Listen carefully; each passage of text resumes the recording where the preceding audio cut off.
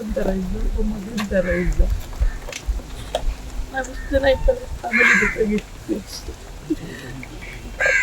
ಅದು ಯಾವತ್ತೂ ಯಾರ ಬಾಯಲ್ಲೂ ಸಾಕಿ ಇಂಥವ್ನು ಅಂತವನು ಬಾಕಿ ಏನು ಮಾಡ್ತೀವಿ ಕೇಳಲೇ ಇಲ್ಲ. ಆ ಜಾತ್ರೆ ಶುರುವಾಗಿದ್ದ ಅವನು ದೇವ್ರ ಮೇಲೆ ಸ್ವಲ್ಪ ನಂಬಿಕೆ ನೋಡ್ಬೇಕಿತ್ತು. ದಯಮಾಡಿ ಅವ್ನು ತುಂಬ ಒಳ್ಳೆ ಕಲಾವಿದ. ಅವ್ನು ಇವಾಗ ಅವ್ನ ಲೈಫಲ್ಲಿ ಒಂದು ದೊಡ್ಡ ಸಕ್ಸಸ್ನ ನೋಡ್ತಿದ್ದ.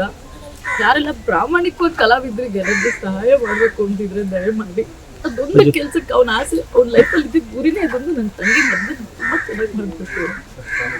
ಇಲ್ಲಿ ನಾವು ದೊಡ್ಡ ಕುಟುಂಬ ಇದ್ದೀವಿ ಅಂದರೆ ನಾವು ಹೇಳಿದ ನಾವು ಪಬ್ಲಿಕ್ ಹೇಳಿದ್ರು ಅನ್ನೋದು ಒಂದು ದೊಡ್ಡ ಕುಟುಂಬ ಇದೆ.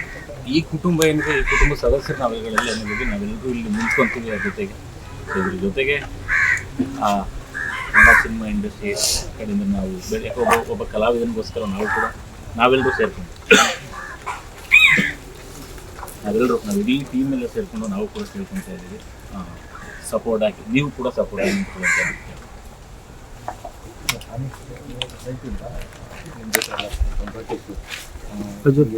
ಹೌದು ಸರ್, ಬಿಟ್ಟಿದ್ದು ಅವ್ರು ನನ್ನ ಹತ್ರ ಅದೊಂದೇ ಶೇರ್ ಮಾಡ್ಕೊಳ್ತಿದ್ದು. ನನಗೆ ನಿಮಗೇನು ಆಸೆ ಇದೆ, ನನಗೆ ನಮ್ಮ ಅಪ್ಪ ಇಲ್ಲ, ಮಕ್ಕಳ ಜಾಗದಲ್ಲಿ ನಾನು ನಿಂತ್ಕೊಂಡು ನನಗೆ ಮಕ್ಕಳು ತುಂಬ ಜೋರಾಗಿ ಮಾಡಬೇಕು, ಅದೊಂದೇ ನನ್ನ ಆಸೆ. ನನಗೆ ನಾನು ಮದುವೆ ಆಗೋ ಆಸೆ ಕೂಡ ಇಲ್ಲ.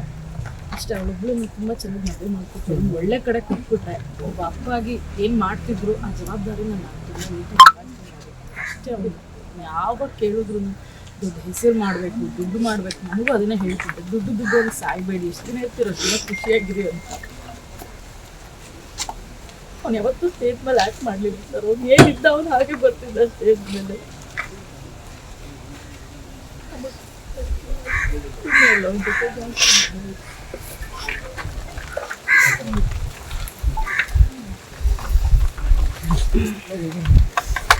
ಭಾರತ ಕೊಡು ಕಡೆ